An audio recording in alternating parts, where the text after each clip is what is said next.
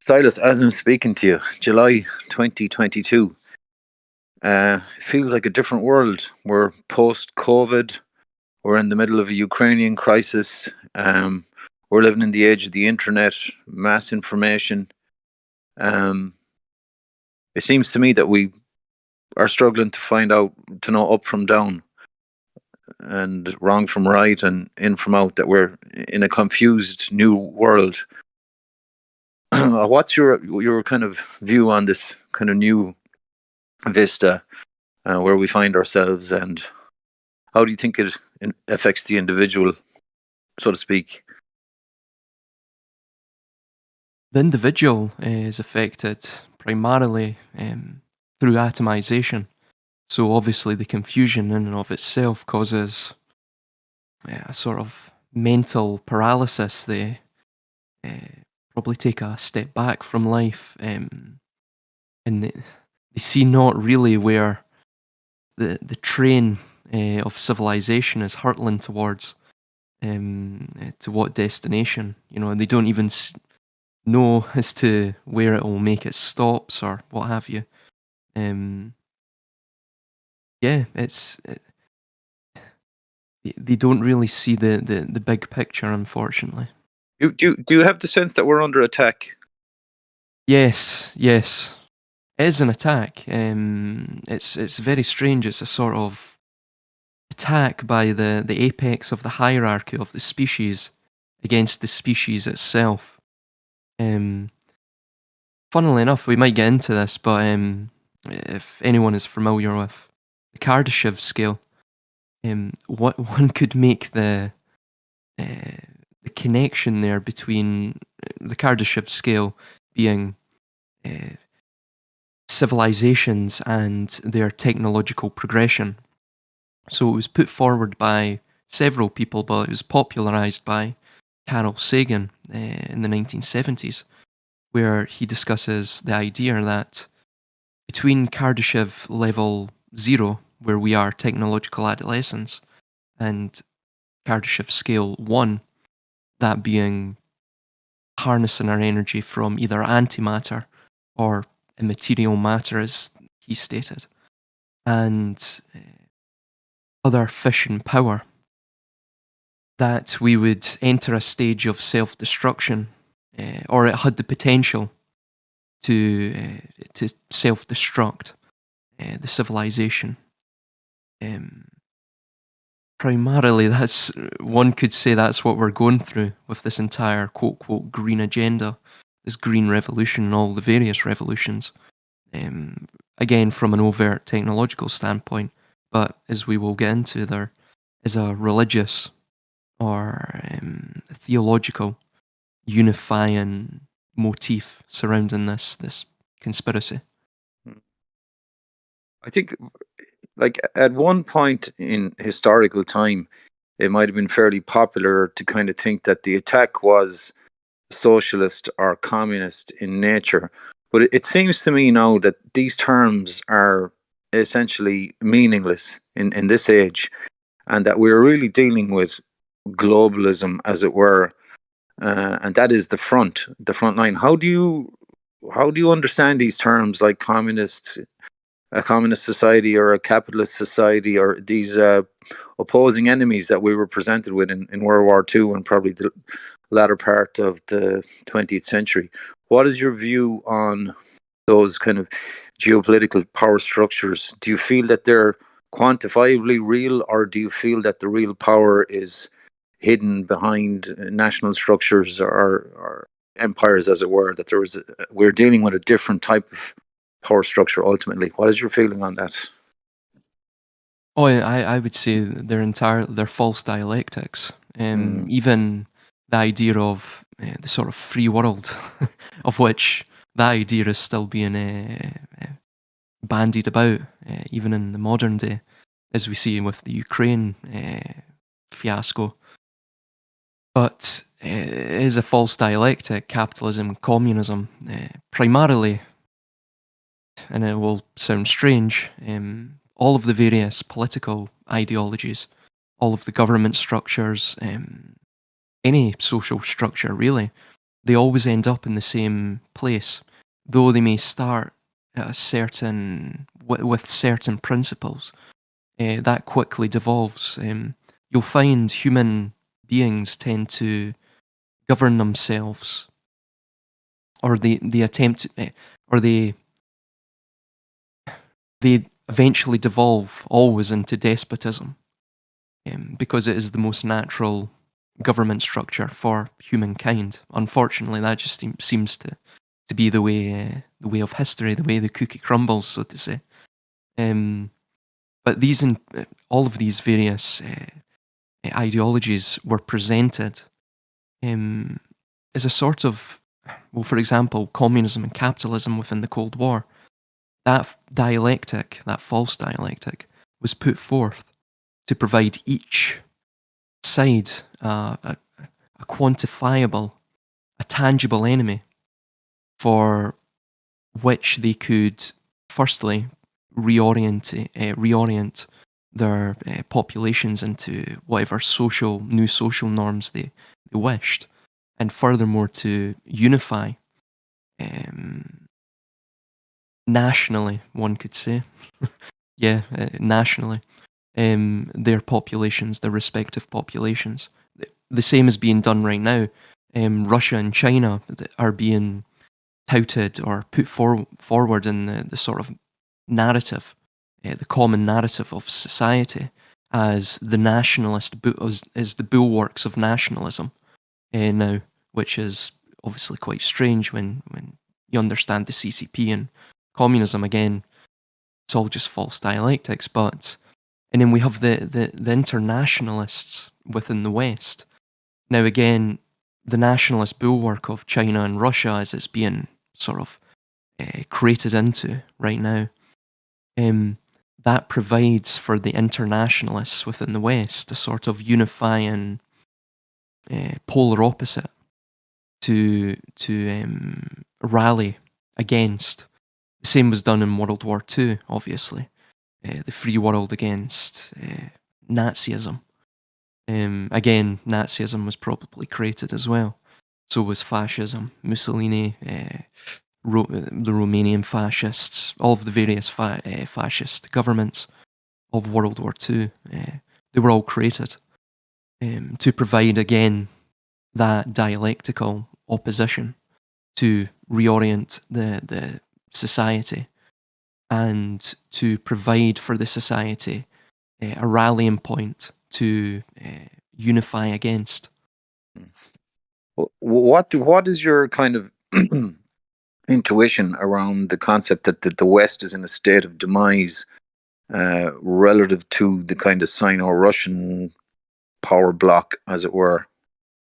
I would say again, it sort of feeds into the false dialectic. I would say China economically is.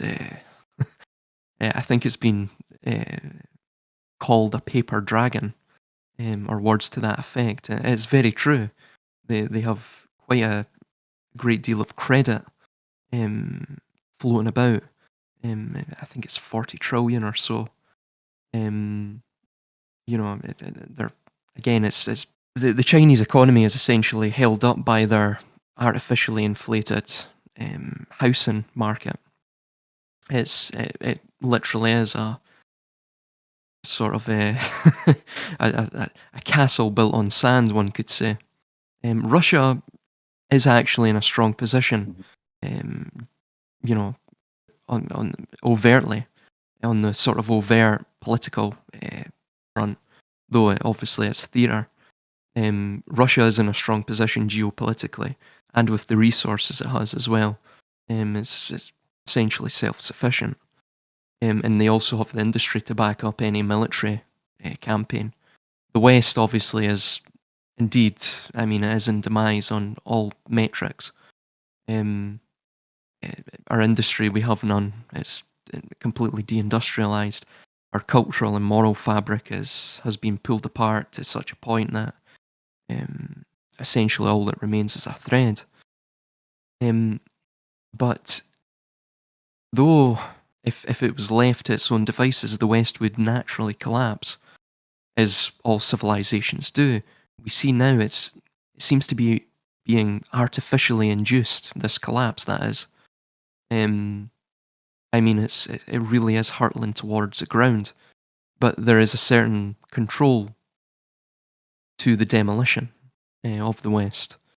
One could say that's obviously being done by, again, the apex of the hierarchy, the ruling class, the conspirators that wish to push us to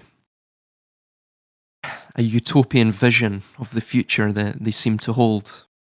Um, for the average person who might be in agreement with your summary of the West being under attack or Europe finding itself on its knees, sort of morally, economically, etc. One might surmise that most of these attacks seem to be centralized and they seem to have a commonality to them. Do you think the average person might be wrong in probing the depths of this commonality if they arrive at a point where they seem to realize there's a singular issuance, of this kind of these items? They're coming from a single point, from a single power structure, rather. Do you think there's enough evidence for us to accept this kind of concept that this is coming from a singular place, that there's a singular power structure issuing this attack, as it were? Well, again, even on the sort of overt level, we see the UN. The UN is the guiding or unifying principle of these various national interests, or what seem to be national interests. Um, they, I mean, even we see with the WHO, the World Health Organization, the IMF too, obviously, to even an even greater degree, but the WHO have passed their international health regulation. Not the amended one, that's still waiting to be passed. They'll need a crisis for that, obviously. But their initial one was passed in 2005. Again, that allows broad powers to the WHO, and it permits them to um, essentially force mobilization of the health and economic and political apparatus of the various national member states. In obviously the event of a medical emergency. Again, what is a medical emergency has become rather loose in terms of definition in the past couple of years, as we have seen, obviously, with this last medical boogeyman. But yeah, even on the overt level, there is a monolithic power, a centralizing force to this entire um, sort of smorgasbord of what seem to be conflicting national interests. I would argue that it merely is theatre, but if one probes even further, you can find the academic works of, I mean, even the older academic works of Carol Quigley, even Orwell's work. I mean, Aldous Huxley and his brother Julian Huxley, they speak quite candidly um, about the system that is coming into to being. And I don't see these individuals as fiction writers. I think that's been evidenced um, with with our current trajectory in the West. I think they used sci-fi and science fiction, much like Plato used the format of dialogues, or Campanella, or Thomas More, who coined the term utopia. They used dialogues to simply get by the censors of the day, those who would seek to silence them, um, and silence their sort of aberrant subversion. So yes, there is a monolithic conspiracy. Um, Europe is built on the values, post Enlightenment, post Renaissance, of reason and natural law, and I think it's fair to say most people will agree that the European mindset is based on reason. But it seems to me that a lot of this attack, as it were, is a postmodernist, post-structuralist, uh, dividing kind of character to it. Could you comment a little bit on this? What might be the motive for this kind of attempt to re-engineer the European mindset into a kind of a postmodernist or post-structuralist headspace? What might be the tactical reasons for that, do you think? The primary motive deriving from, again, psychological warfare, or I mean even mimetic warfare, would be primarily, if one understands legitimation by paralogy. I forget the gentleman's name now that put forth that idea. It'll come back to me. But anyway, legitimation by paralogy is, again, a postmodern concept. One could say one of the leading postmodern concepts, where essentially, in basic terms, one denies statistics, they deny uh, observable, evidential fact, even empirical fact, and they rely upon solely their beliefs, their feelings, even their ideological compass, of which obviously is given to them by the state. But really, from a psychological warfare or mimetic warfare standpoint, the postmodernism really is brought into being to break down life as we know it. Again, this will tie into Kabbalah. This is the Mm-hmm. sort of religious underlying motif behind this, but even on the overt level, it's to ensure individuals become malleable, moldable, plastic, almost. Mm-hmm. Not just their mentality. Mm-hmm. Obviously, this Mm-hmm. goes into transhumanism, even physically as well.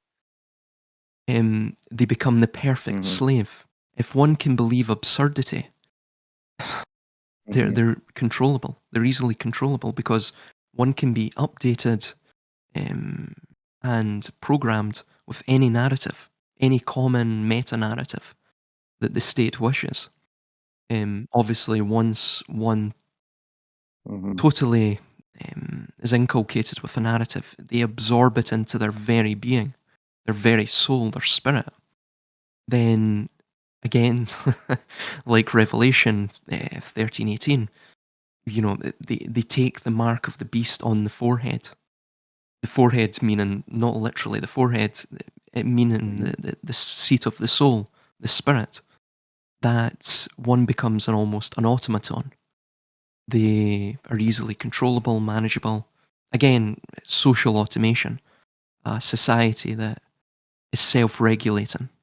It requires little resources to nudge in the right direction. Um, yes, one could say it's automation. It's the fight. It's the sort of first target of automation, rather than industry. It is society that's the first target of automation.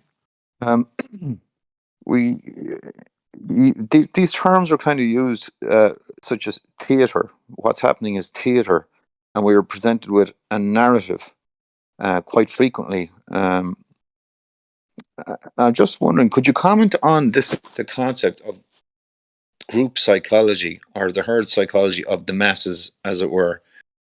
And is there any hope? Do you feel that this group psychology or group sensibility has been penetrated somehow, or has been dissected to the point of view, to the point where the control structure understand how it works and are manipulating it as such? And if so, is there any hope? Orwell said that if there was hope, it lies with the masses. But perhaps we find ourselves in a situation now where there is no hope for the masses because they have no free will, or they have no kind of critical capacity to decipher what's happening in any quantifiable, real term, if you will. Could you comment a little bit on that, or what's your sense of the thing?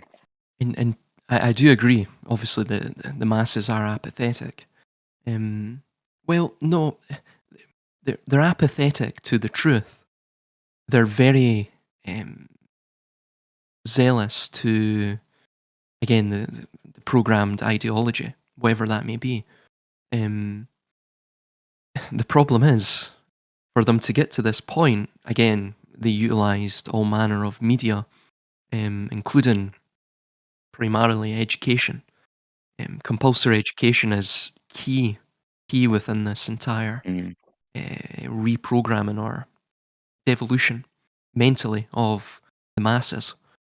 However, it's a double-edged sword. See, they keep people in ignorance through education, and education is set up in such a way to facilitate, firstly, indoctrination and the efficiency of indoctrination, not just at that specific moment, but conditioning the individual to be indoctrinated their entire life. Again, with the least amount of resources um, expended by the state to do so. However, this is a double-edged sword for the state. I'll probably get into this in my third book, but mimetic warfare obviously can be used by us. So when Orwell said the hope lies with the masses, um, it does indeed, because they're so ignorant. I mean, this is going to sound rather blunt or frank, and I do apologise in advance, but because they're so ignorant and they're so easily trusting, they're so easy to bring to some sort of ideological fervour, then again that helps us, because if we understand that truth will always trump narrative, truth being that which is just it's undeniable to a certain degree, you just know it almost instinctually. Narrative is that which is, it has to be repeated constantly for it to have any hypnotic power over an individual, or again, as we're talking now, the group psychology.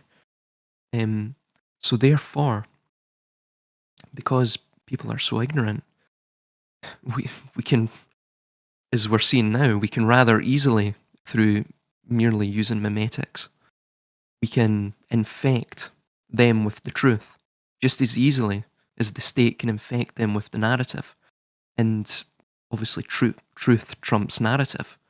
So therefore, the state, in terms of their agenda, is running. They're working against the clock, so to say. There is a timescale for this. Eventually, it will reach a critical mass, a threshold, in which the group psychology, that again the common narrative, will uh, realign itself to the good. It will revert back to the mean, that which is, in equilibrium between both extremes. Obviously, it's in a certain extreme right now, as we see. Uh, One would call it postmodernism or progressivism. Again, they're all euphemisms. It's insanity. Gramsci spoke a little bit about this concept of the common sense, and the people essentially want to do what's right, but what's presented to them, it seems, as being right at the moment, is presented by the power structure. Ergo, the power structure hold the reins of common sense.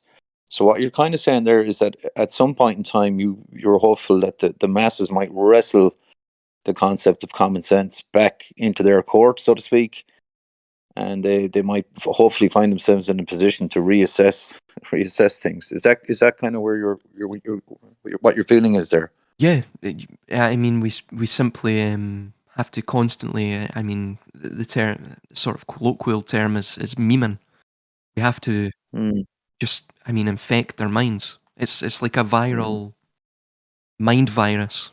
That's what we are mm, spreading, and that's what the other side are spreading. Um, and we our mind virus is far more potent than theirs, as we can see. I mean, mm.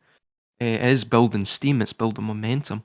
Um, so I am hopeful, but again, this goes to the point why they're uh, attempting a sort of thinning of the herd.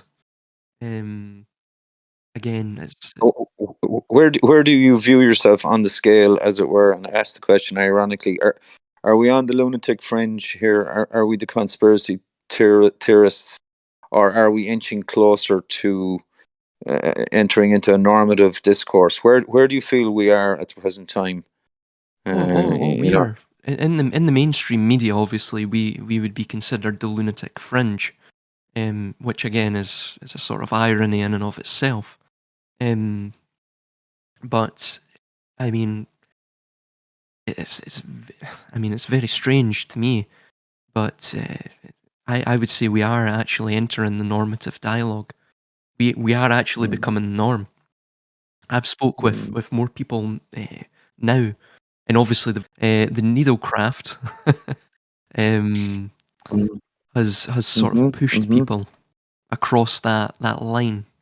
They've lost trust in the various institutions. Um, they no longer buy the bullshit, for lack of a better term. Pardon my French.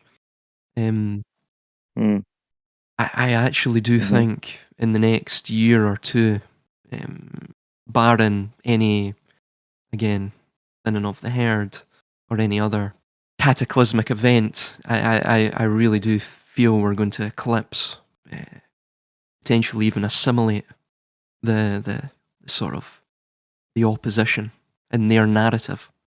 And I mean, a lot of people are so engrossed in this sort of fear mindset, that they don't see it. But there is actually hope, and I know I speak it almost ad nauseum about what's going on, and people might see it as something negative. But what we have to remember, this is the greatest irony of all.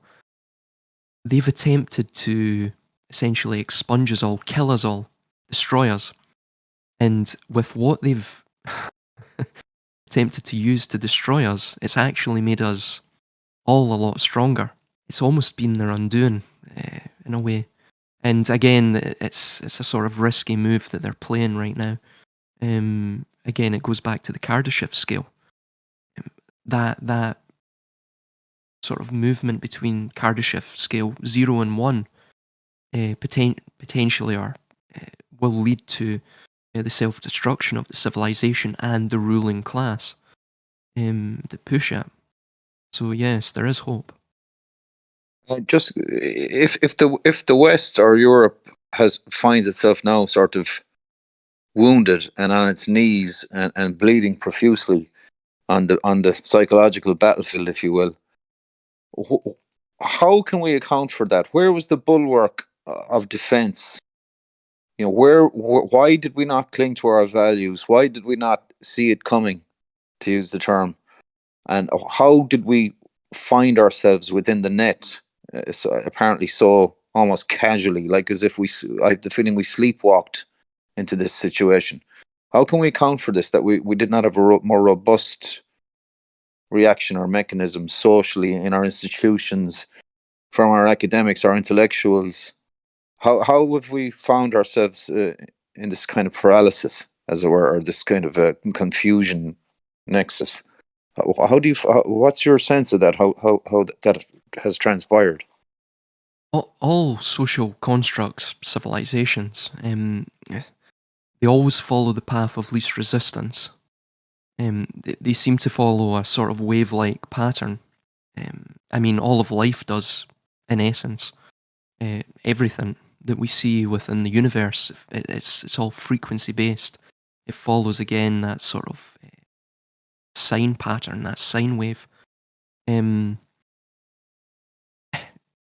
with people following, or civilizations following the path of least resistance, they will always, sort of fall into the malaise of temptation, where entertainment, consumerism, all of these ideas. However, there has been an insidious force sort of nudging us, in a way. though we have been following this path of least resistance, they have been constantly nudging us to acclimatize ourselves to, to, to their agenda, to their way they wish to reorient society, radically reform the entirety of society, the political, social, and the economic landscape. And we're seeing sort of the one, they would say the birth pangs of their coming world order. I would say the sort of the final gasps of breath of their world order, but that's simply a sort of bone of contention between me and them. But it all really stems from these sort of institutions, these nudging forces. Come from the Frankfurt School, the Fabian Society, all of these various think tanks, political think tanks that were born out of the primarily the Marxist perspective. Though in recent times we have seen neocons as well being brought into the fold. Again, a lot of them were left wing socialist and lefties, but they are far more not even conservative or capitalist, but they one could say sort of proto-fascist in their outlook. So proto-fascists and socialists have, in their think tanks, have brought us to this point where we are sort of embroiled in this strange insanity, of which they believe this strange insanity will bring about a utopian-like world order, in which it will resemble almost Plato's Callipolis, a sort of aristocracy, a never-ending perpetual aristocracy. Um, we should talk. I'd like to talk a little bit about them, the power structure, and the conceptual kind of idea of them, who they are, where they are, what they are, how long have they been, what's their motive, what's, like, where I put it to you that the average person can kind of fairly easily get their head around the concept that the power structure might be centralized in the world. I mean, it's not too far-fetched, I think, to say that most of the power in the world is in very few hands, and we may understand the power, will attempt to keep itself instated. However, I note from some of your work that you have you have an interest in this occult angle vis-a-vis the power structure. Could you speak a little bit about that, and what kind of piqued your original interest in that, and where that has brought you in your understanding potentially of what this power structure might be? Yeah, sure. I've been looking into this for about 10 years. So the first book that I brought out, Rise and Fall, sort of discussed this idea of the cycles of civilization. I mean, a term would be psychohistory of humankind, and of civilization, and how civilizations tend to take a path of least resistance, but a patterned. They have a patterned life cycle. They rise and they fall, and they go through specific stages. And there's other authors that have touched upon this. I discussed them within my first book, and I sort of went for the overt political angle on this. But I knew there was this wasn't entirely natural. This decline that we see, this civilizational cycle that we see right now, that there had to be. It seemed it was going a certain way for certain interests. Again, reaching a certain destination, politically and economically. So I knew, obviously, there had to be psychopathic interests involved in this. I mean, psychopaths unfortunately just tend to rise to the apex of the hierarchy within this society. and within any society. That's just an unfortunate fact of life.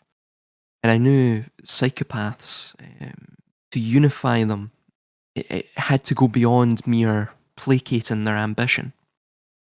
It had to go towards sort of religious unifying idea that underpinned everything they were doing.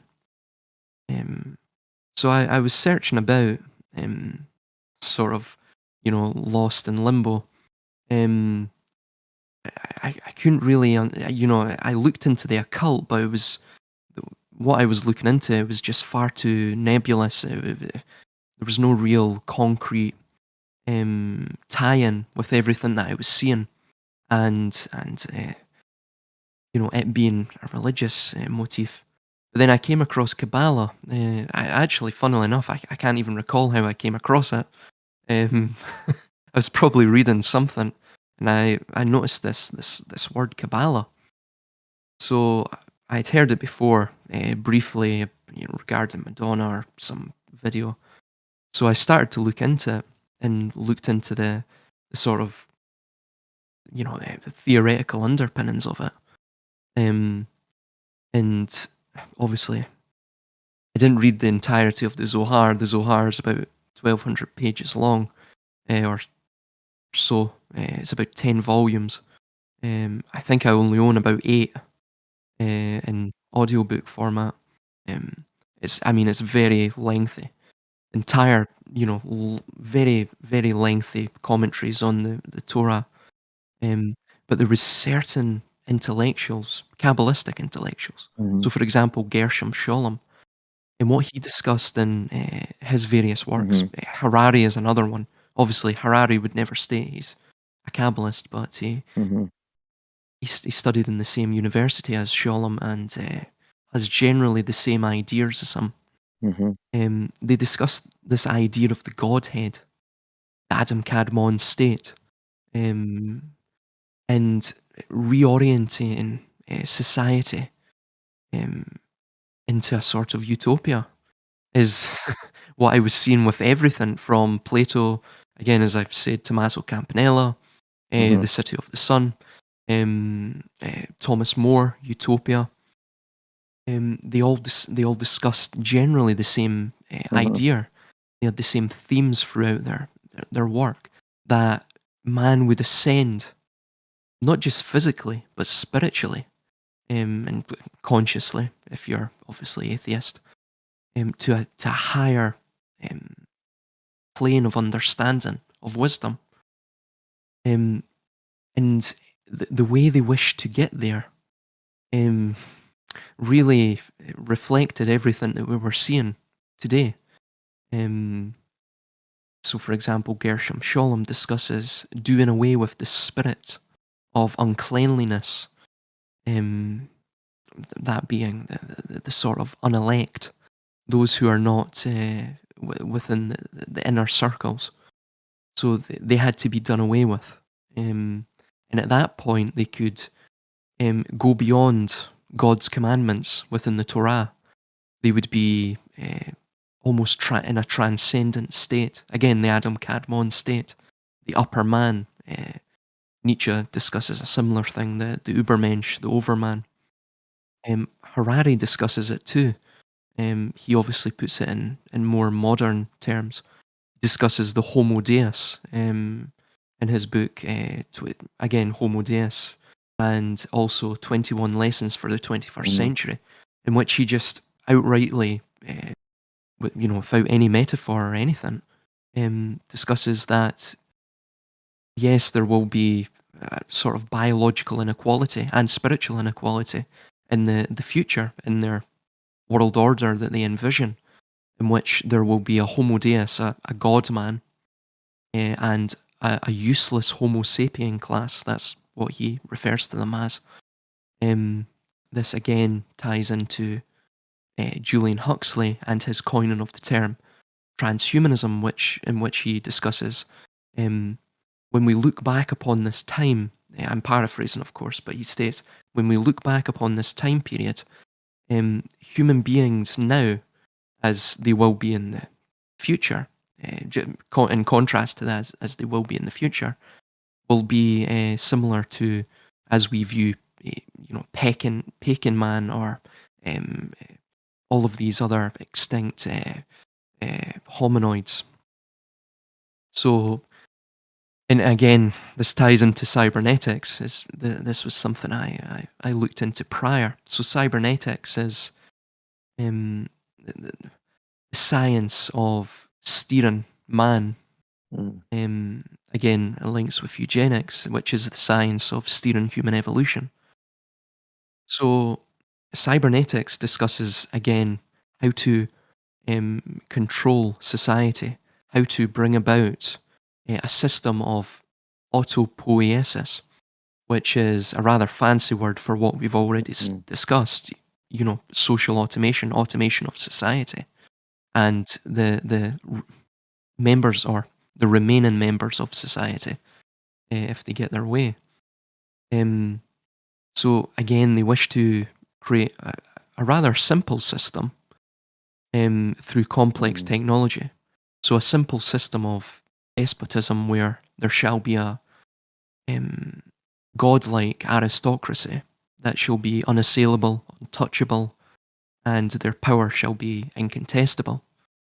And a lower order man that shall be meek, and feeble of mind, and physically inert, unable to do anything about his lot in life. Again, this is generally what they wish for. And touching upon Kabbalah even further, obviously this has, it gets very complex, and it has as many dimensions to it. We could touch upon, how it links with the zodiac, the Kabbalah, and how it came to be, and its various influences from even further back civilizations. For example, Sumeria, Babylon, the Enuma Elish, the Greek mystery schools, or even the ancient Egyptian or Kemetic civilization. They all sort of fused together to create Kabbalah. Kabbalah, again, many people disagree with this. It's not really Judaism, in as much as one would think. It has some.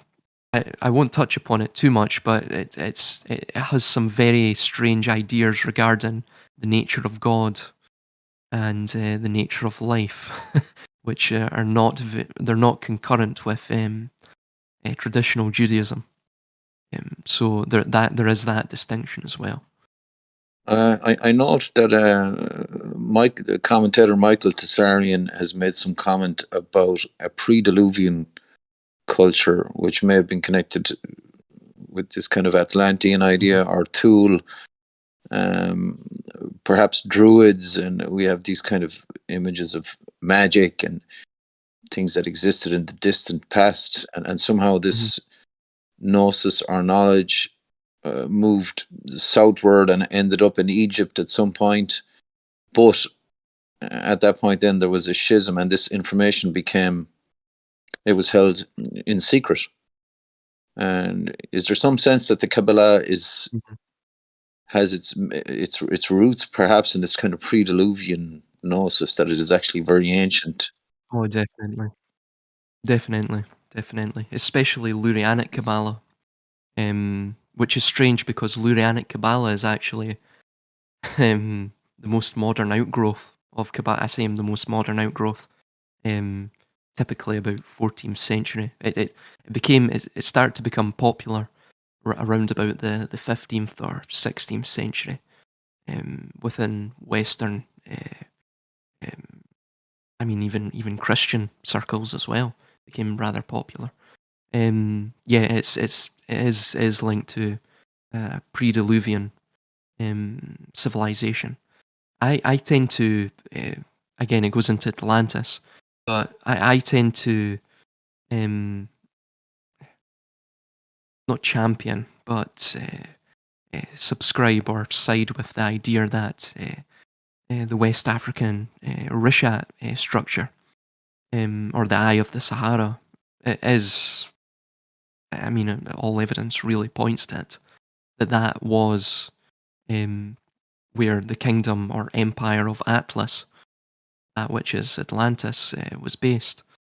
Um, Atlantis as well could be metaphorical, but you see a great deal of, I mean, the semiotics, the overlap of the symbolism between Atlantis, I mean, even the city plan, and the Kabbalah. So, for example, the Simsum, um, we could include graphics here just to illustrate the point, but the Simsum in Lurianic Kabbalah is the singular point in which the light of the Ein Sof, God, essentially, the limitless light of divinity, entered the vacuum and it spread out its 10 aspects, that which became the 10 Sephiroth. We're discussing terms here that um, I may have to define, but one can check my uh, videos on Mhm. the Kabbalah.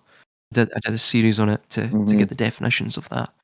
Um, but we merely have to understand the Simsum is 10 Mhm. concentric circles. Um, the Funnily enough, and one could say coincidentally, the Atlantis city plan, as it's put forth by Plato in the Timaeus and Critias, um, his works, is again 10 Mhm. concentric circles.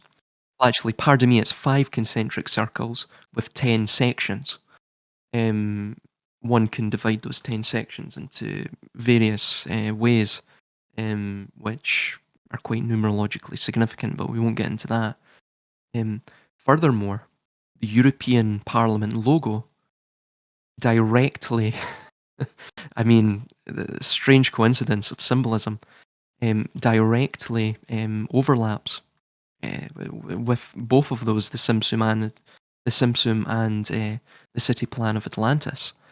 Um, we can go even further into the sort of Saturn idea, and this idea of the fertility, the creator god, the fertility deity, the god of the harvest, which obviously ties into what we're seeing now, the god of time, um, and his star, the eight-pointed star. Obviously, that we see the main sort of mechanical apparatus within the Hadron Collider, the main one, the outer circle, that is. That is, again, 8 points, an eight-pointed star. Furthermore, as well, Saturn and his various variations, that is, um, we had Attis, Aeon, the god, again, the god of time. He had a loop instead of the sickle of the sort of Near Eastern concept of Saturn, which in and of itself fed into or mixed with Greek mythology and later on Roman mythology of Kronos and Saturn and what have you. Um, he had a loop. Again, the Hadron Collider is in the exact same layout as that. The Pfizer logo as well is in the exact same layout as the Attis or Ionic loop. Um, so very strange, again, semiotics, the overlap of symbolism. Yes, it's very strange. Obviously, the Vatican as well has that eight-pointed star within the courtyard of St. Peter's Basilica. The UN logo, again, 8 points, with the crescent as well. We won't get into that. That would go it'd be far too complex. But I've done Mhm. videos on that. Um, I'm still to do videos on Atlantis as well, but it ties in very conclusively. Kabbalah seems to be a sort of rehashing I tend to think what existed within Atlantis is what, in terms of what we see in the Kabbalah and even the occult, Western esotericism and what have you, is a philosophical rehashing of that which was a sort of technological reality in the Mm-hmm. pre-Diluvian times. Probably that which destroyed Atlantis, as I've mentioned in the Kardashev scale, Mm-hmm. and what we're seeing right now with the Hadron Collider, and them attempting to essentially create Mm-hmm. antimatter. Did Atlantis in this pre-Diluvian civilization succumb to the same thing? You know, did they attempt to go from Kardashev scale 0 to 1, you know, utilize an antimatter, and then did they destroy Mm-hmm. themselves? Did they induce a catastrophe? Well, funnily enough, we see within the geography and the geology of the Rishat structure, um, I mean, it was literally ripped from its bedrock.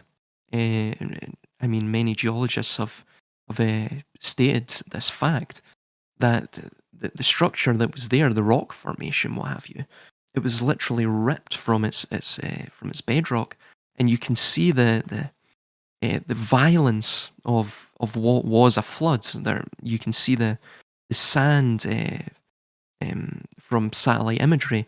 Almost, you can see the flow of the deluge through this area. Very strange. Even the geologists and the geographists, they've stated that it's very strange. I mean, obviously it was lush greenery about 12,000, 13,000 years ago. Um, they stated it just did not make sense for a deluge of that magnitude um, to go through basically from Tunisia all the way down to West Africa. It just did not make sense. But it seemed to happen. The geological evidence seems to purport the fact that it did happen. But yes, I think what we're seeing with the Kabbalah, up to this point, it was a philosophical um, rehashing of those technological realities within pre-Diluvian times. And they're just now getting to the point of coming back to that pre-Diluvian technological reality. And this is the sort of birth pangs of that pre-Diluvian zenith that we saw, or we didn't see, but we can sort of see the faintest glimmers of within the distant past. When we look at the historical process and the societal process uh, in black and white on paper, in the normative sense, we can see how things are causal and how things fit together, how wars happen, how empires rise and Mm. fall, etc. But I feel the second we enter the world of the occult and try to look to analyze things, everything takes on a different perspective. It's as if we're looking at stuff with a pair of sunglasses on, and everything takes on a different tint. It looks different. It's shaped different, and it Mhm. absolutely changes the whole ballpark. And so I just wonder, how do you kind of do you keep it in the back of your head that the occult viewpoint with regard to power structure and how power is shaped and what the motives are of power, do you keep it in the back of your head that, like, do you find you're kind of walking a tightrope between the real normative world and this other world where these potential power structures have exist, where things like the Kabbalah or ancient magical stuff exists, or where things like a power structure that has been centralized over thousands of years has managed to keep itself alive and use secret societies, etc., to infiltrate society and power structure. Like, do you where do you how do you park all that in your mindset? I, I'm still researching this as we currently speak. So I'm writing a book on this. Rather peculiar from my previous book, where obviously I'm well versed in sort of overt political angle of, again, the rise and fall of civilizations, but tackling it from an occult standpoint, again, I'm still researching it, and I would say that, put it in the frankest of terms, the only way to explain the madness that we see now is vis-a-vis this. It's the only way. Without this, it it's not that it is not a natural decline. It just it goes beyond anything I've seen within history. Um, I mean, I have to clarify that because on the last podcast, I did state that we had seen far stranger stuff in Rome. Well, this year's progressive month, should we say, progressive event of the year has sort of put paid to what I stated in that previous podcast. I mean, this really does go beyond, it would seem, everything we've seen with from antiquity. And yes, it does seem to take a certain ritualistic path. Um, and everything I've stated within the videos, so for example, on the zodiac and how it ties in with the four horsemen concept, four horsemen being um, the 4 points of the zodiac, the four, the two equinoxes and the two solstices. It seems to tie in exactly with that. Strangely enough, I mean, I sort of tackle this from a rational point of view, but I always bear in mind that this merely could be a coincidence.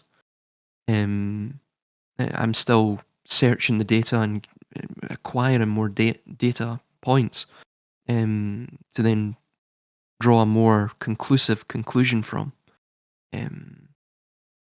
But I'm fairly certain there is a strong connection here. I mean, just on the symbolism alone, it's just totally concurrent through these entire through the entirety of the institutions of the world, these various international institutions, be it the Vatican or the UN, and how that ties in with, again, pre-Diluvian or Kabbalistic ideas. I must stress as well, I use the term Kabbalah, but I mean, Kabbalah in and of itself is but an evolution of previous mystery schools. But as I've stated, there is a sort of theme, a recurrent theme with throughout this entire tapestry of the mystery schools. Again, it's all centered around control. It's centered around ascending the physical limitations of the world and the physical vessel that our spirit is contained within. They are deists to a degree. Again, it's why they put people into a sort of atheistical mindset. Again, it keeps them in ignorance. And that's not to say that atheists are ignorant. It's I'm merely stating that without the broader picture of the ontological first causal principle, and the idea of that, no one can ever really reach truth. It's just a sort of stubborn fact. That'd be my opinion on that. Just to state, like we're literally talking about a reordering of the human species along ritualistic lines with a view to getting back into the Elohim Godhead state of affairs, to reverse engineer reality back up into the divine, essentially. That's kind of like, in a nutshell, is kind of what we anticipate that the motive is. Am I correct in saying that? Essentially, I don't mean to be so glib about it, but like, put it in. So, like, if that is the case, then we must ask. I want to ask you, what do you think is the, like you mentioned this term, psychopathy, But it seems to me that there's an emotional longing for something that was deeply precious and is now lost. And there's a kind of a broken heart in there, Mhm. or like an addict who's been removed from his substance or her substance of choice, that there's some absolute compulsion that life is not worth living without this thing that has been lost, and we must get back to the Godhead, or the Elohim, or this divine state. Do you have that sense that there's this longing there, that there's a sad kind of a tragic brokenness in the middle of all this? Because this concept of psychopath to me seems rather more completely divorced from any kind of emotional. But there's something pushing them in this direction, if we're right. And do you have that sense ever at all, or any insight on what you? Yes, yes, definitely. I mean, they even discuss it within their works. Again, it changes. The terms and the stories change, or the details in the stories change across, cultural boundaries. But the fundamentals of it are entirely the same. Obviously, you have the Saturnian Golden Age, um, where they again the sort of Roman rehashing of the Garden of Eden. I say the Roman rehashing. It actually, that idea, the Saturnian Golden Age, is probably older than the Garden of Eden or Gan Eden, the Gan Eden story. Mm, But there's a similar story within the Enuma Elish.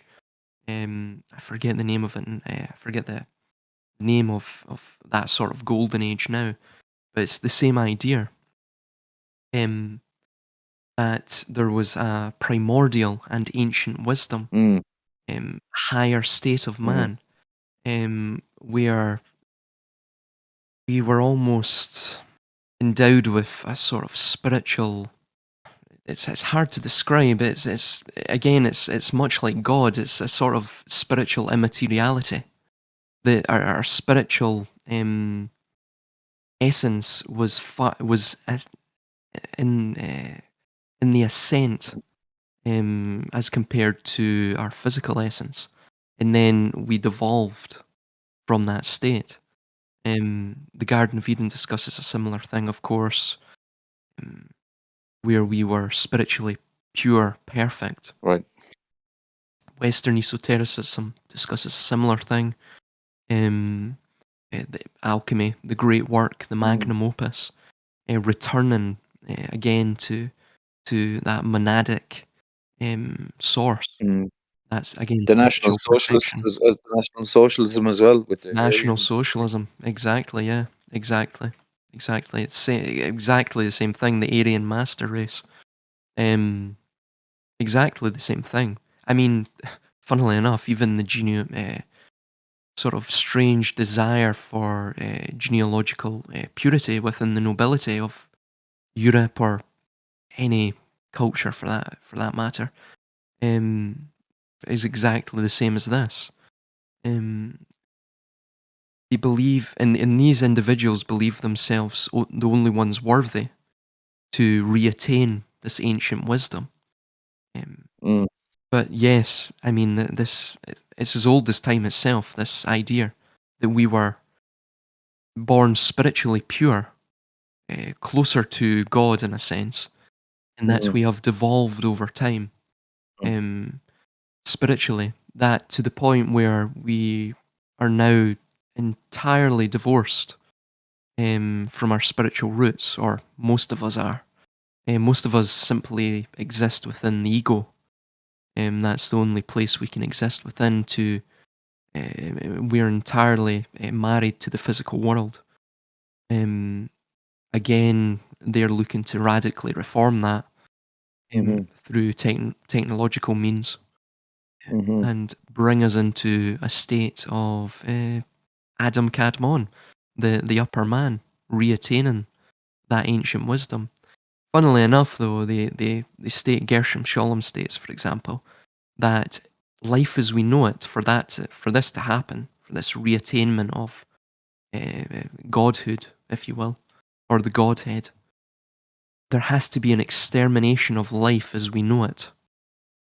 Mm-hmm. So again, this goes into the singularity concept of Ray Kurzweil. Um, we have to become almost biodigital beings. Klaus Schwab discusses a similar thing, a fusion of our biological, digital, and physical identities. If I get that, if, if that quote is correct, or if I'm incorrect there, I may be incorrect there. But yes, that's exactly what they want. But one angle in the kind of occult research kind of thing is that this power structure has existed and already has maintained this gnosis or this mystical ancient wisdom.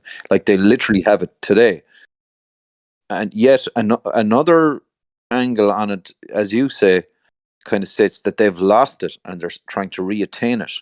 So scenario A is they have it and they're trying to engineer the rest of us cattle for some ritual reason.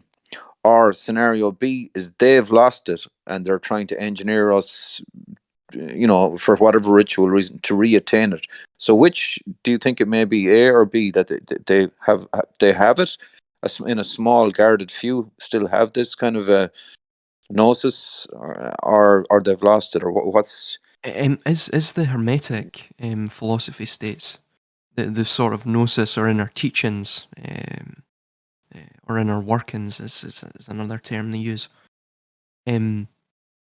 That's what one could view that as the way to attain that spiritual or ancient wisdom. That again, ascending to the Godhead. They haven't really. They're not at that point yet. right? That is where they're transitioning to right now. That's the birth pangs of the world that we're going into. Again, the Georgia Guidestones, which has currently been destroyed, discusses again the sort of general overview of how they're going to reach that. But yes, it's they have the gnosis to get to that point, but they haven't attained that Right, spiritual state. Um, they're still right. looking to attain that, and furthermore as well, it's very similar to Revelation.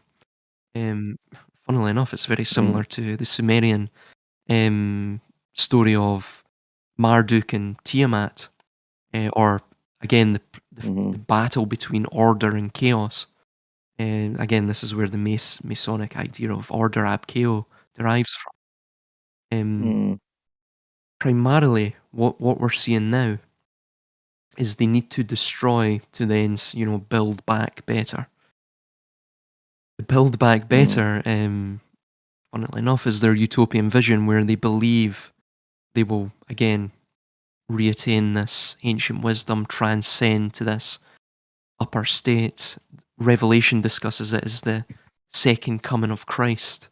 Um, Christians have to remember in the beginning of the Christian faith, uh, they referred to themselves as the sons of God because they believed that Christ had set an example, and again they had to again sort of reattain that spiritual purity, that spiritual state, and that following the example of Christ would lead them to that. So in a way, it was largely similar to the mystery schools. But yes, it's a sort of similar concept. Adam Kadmon, the Mashiach or the Messiah, and Christ are states. They're not entities. They're states of being. And it's that which they wish to mm-hmm. attain. So we can kind of conceive them or characterize them as like a lunatic cult, really, that are completely motivated, Yeah. blinded by this thing, or like they're literally not happy with reality as is. They're not the kinds of people that are happy to Mhm. sit around and watch TV and drink a beer. Like they, they can't accept. There's a hunger for this thing. Like it's like an Well, insatiable they don't want to die. appetite. It's born out of fear. They don't want to die. I mean, Okay. Harari states it within his work 21 Lessons for the 21st Century, page 56, if I recall. Hmm. It's quite a favourite quote of mine, Yeah. so I Yeah. know the page number and everything. Um, but he states that the super rich will eventually have something worthwhile to spend their money on. He's obviously discussing, you know, sort of extending their lifespan and becoming again, in a way, immortal through biodigital technology. And Hmm. again, this goes back to Sholom's quote. They will transcend the limitations that have been placed upon them Hmm. by the divine. Hmm. But yeah, you're totally right. It is a lunatic fringe cult. Um, the problem is they believe that they have the technology to actually attain this, but again, as we're seeing, it's sort of born out of fear. Essentially, they don't want to die. They want to continue uh, ad infinitum.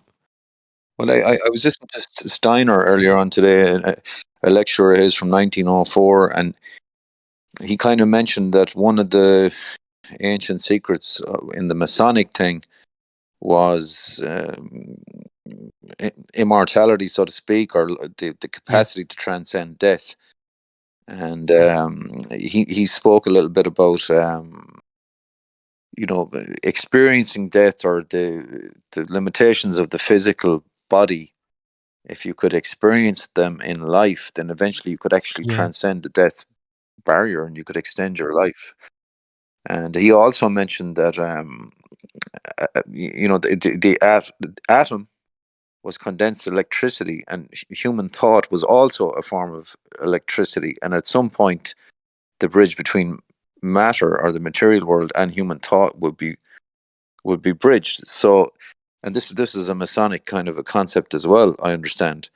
So it seems to me that the prizes, if you will, are, you can't refuse. How can you say Yeah, no to immortality and the ability to manipulate reality around you? exactly. But he finally, one of the last points I remember him saying was that at some point, man, in his next evolution, the sixth version of humanity, of Steiner's kind of root races, that man would Mhm, re-engineer all of what he mhm. termed mineral nature.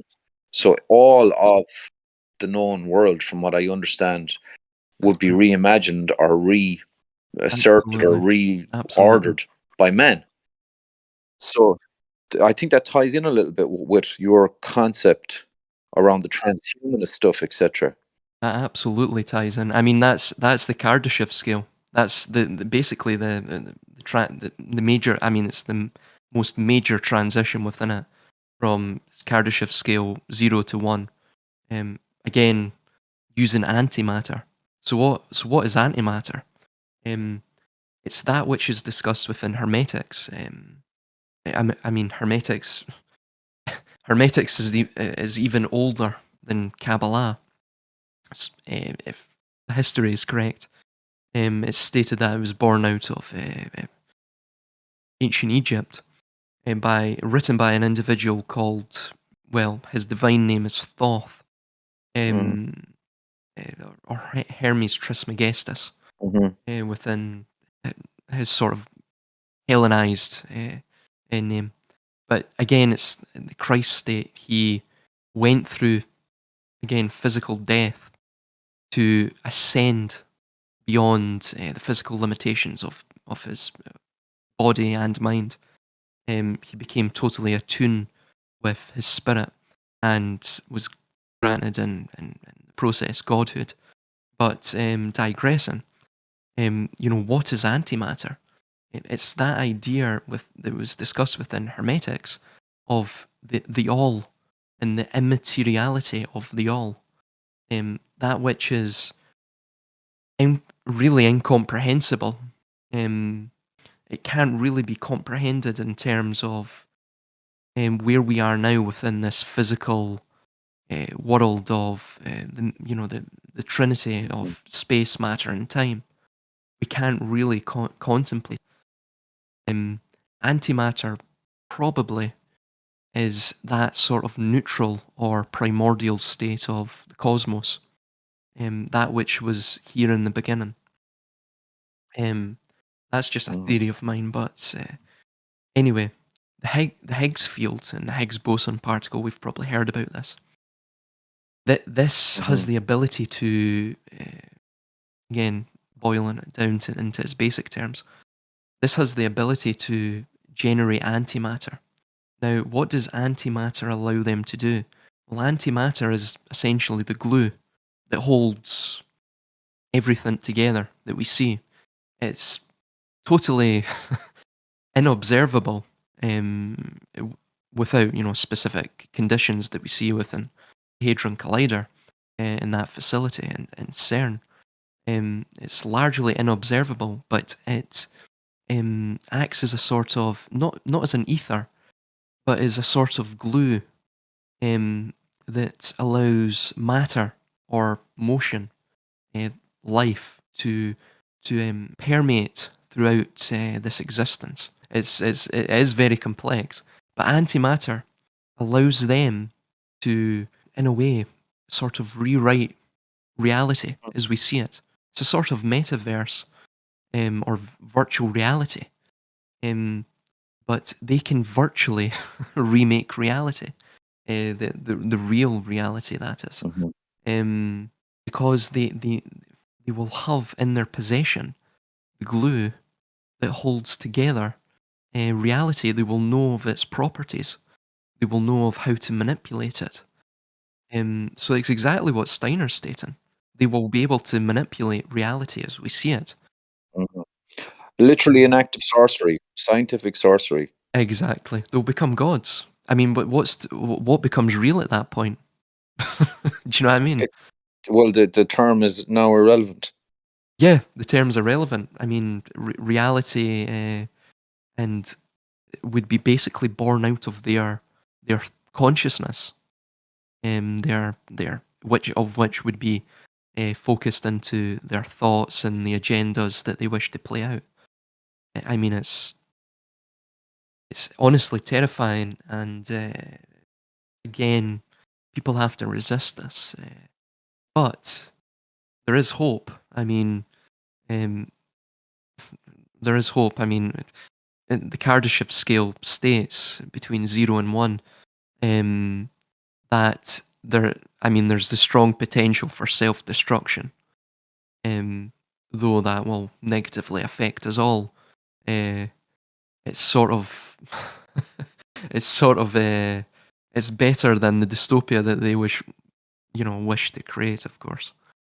But if they have the technology to perform the ultimate act of sorcery, to reorder reality, as it were, I mean, it seems like the question I kind of want to ask is, have we any hope for natural law or the natural order of the universe to sort of right the imbalance? I heard Michael Black speaking about this recently, and he said when things get dark enough, Mhm. the Kali force, as it were, comes out of the kind of natural woodwork and kind of Yeah. slays the enemy and rebalances darkness and light, so to speak. So, I mean, can we have any hope that the natural law of the universe, in such a vista, if such a thing happened, that somehow there would be a rebalancing of things, because we are still, are we not, in the divine created world? Yes. Yeah. No, I totally agree with that. You see it in Revelation. Um, it's funnily enough, it discusses within Revelation, and I mean the various eschatologies of all of these different religions fundamentally are exactly the same. Um, uh, there has to be, um, at the end of a cycle, there has to be the two extremes opposing each other. So we could call it the battle between good and evil.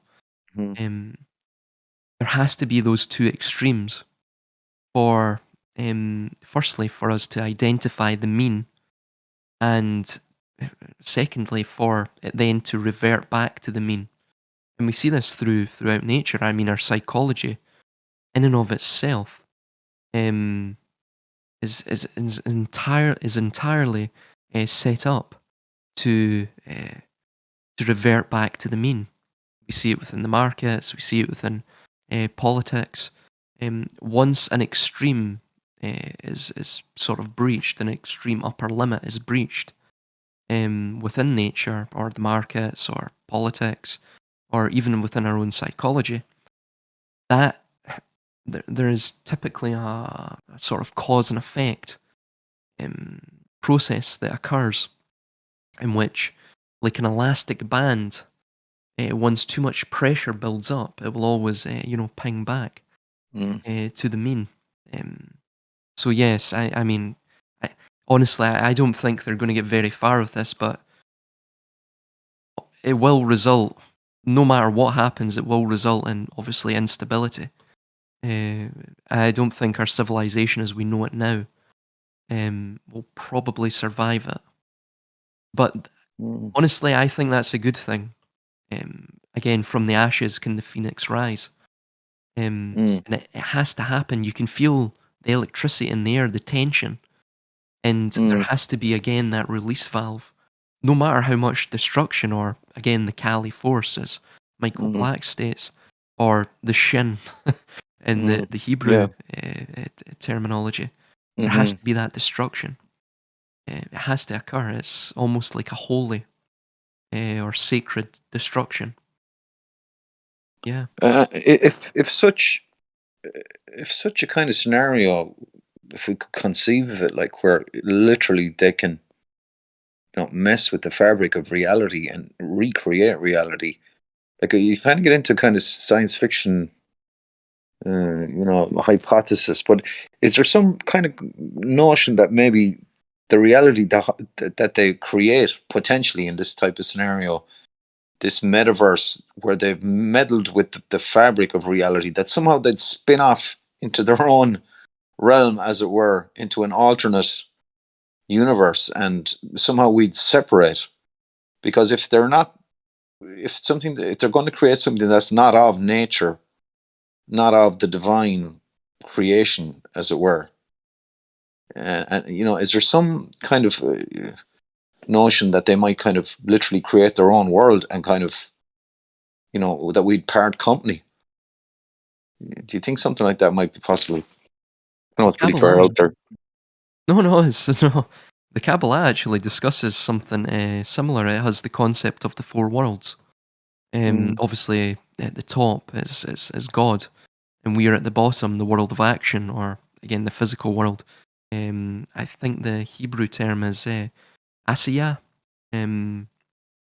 but pardon me, but so we are in the fourth realm, obviously the bottom realm. Mm. The third and second realms are lorded over by angels, or as they're described, the Ophanim, or the Mm-hmm. many-eyed ones.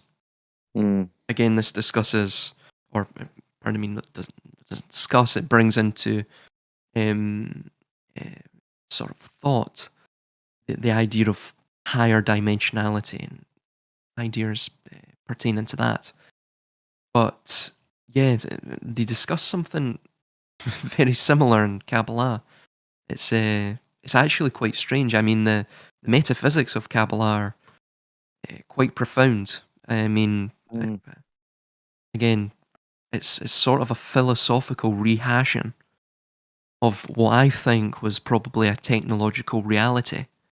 Right. Um, pre-catastrophe or prior reset. Mm. Um, and I mean, it just seems it just do you know, when you look at something and it's sort of, if you don't understand something, you philosophize about it. Mm. It Yeah. just seems like that. Reading a lot of what the Kabbalah states, it's like Mm. children, again, as you were stating it, and I think in another discussion we are having, um, Mm. they pull apart a machine, a complex Mm-hmm. machine, and they're Mm-hmm. looking at the various components of it. Mm. And again, after a while, they will start to philosophize about it. Mm. What does it do? Well, I think it does it. And look at this component. This component could be, and they'll extrapolate out into the various Kind of a stories. reverse engineering kind of type deal, Yeah, where they have the parts and they're trying to put it back together, kind of thing. exactly, exactly. It's sort of from the prior um, age's destruction.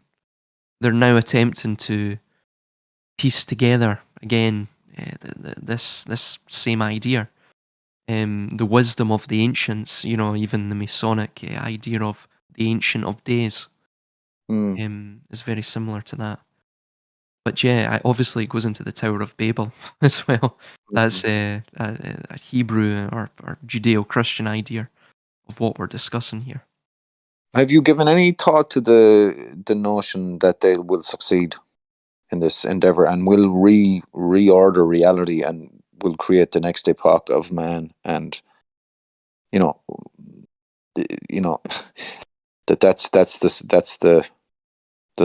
the only show going to be in town at that point. Like, have you given any thought to that? I know you're very hopeful. I've heard you speak in the past that they won't succeed, but if they did succeed, then it sort of is what it is, isn't it? It's like there becomes a schism in humanity, and there's a reality is reordered somehow, and humanity is enslaved, if you will, or whatever, and they become closer to the sort of Adam Kadmon Godhead mystical whatever. They've recovered part of their pre-diluvian magical kind of gnosis or whatever. Have you given any thought to that scenario? And Um, yes, but I mean, in terms of succeeding, um, see, I don't think they have the technology just yet to. I mm, think if they waited another 50 or 100 years, I think mm, almost without a doubt the technology would be there. And the problem is, we have a sort of idea within um, my line of work. We call it soft landing strategies. mm, Um, the again, they don't have the technological. Um, yes. yeah, they don't have the technological cushion yet to work out all the problems that would come from their utopian vision. So, for example, the main one is um, what it would seem they don't have a way to um, firstly get to the Adam Kadmon state to achieve basically the singularity. Mm, Furthermore, if they exterminate everyone, which right now, I mean, it's absurd to think, but the data mm, seems to mm, suggest that once they do that, I mean, the longevity of the species goes from, mm, where it is to, I mean, zero, nil, mm, just on, you know, by basic biology, that there isn't enough variation within the species, or, going forward, um, for it to have any viability in the long term. Um, so, I mean, maybe they have technology that we don't know about. That's a potential, but I mean, they would have already used it by now. Um, Obviously, though, we do understand that they have been,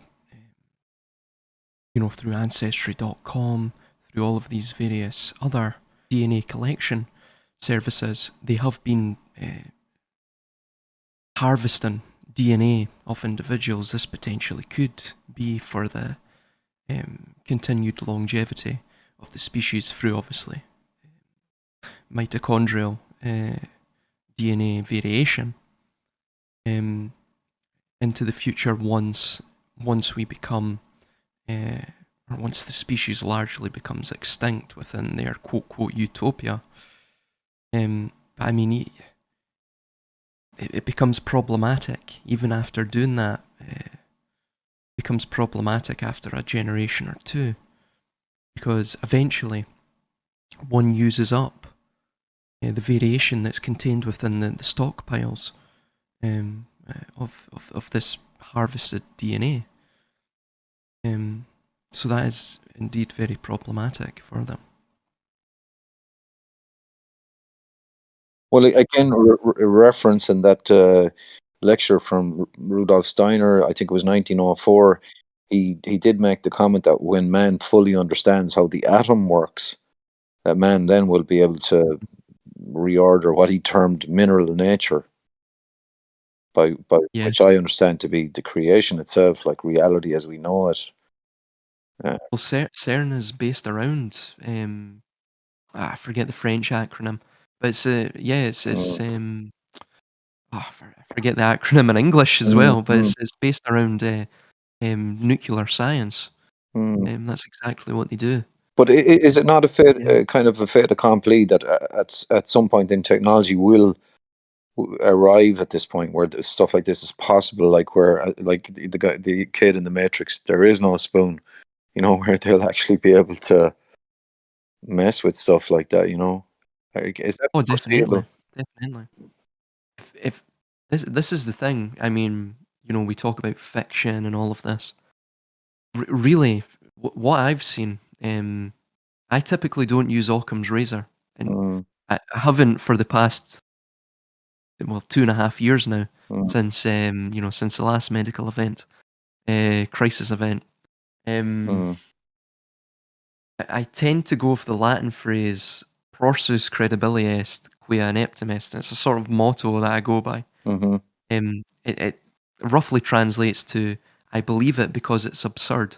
mhm, So it means typically the most absurd thing one can think of is the one that will come true or typically comes true. Um, that is really whatever we can consciously imagine within our minds. We can eventually, with perseverance, reach a certain technological um, level where we can make that conscious visualization a reality. mhm, Um, and it's just an unfortunate, it just seems an unfortunate or stubborn part of nature.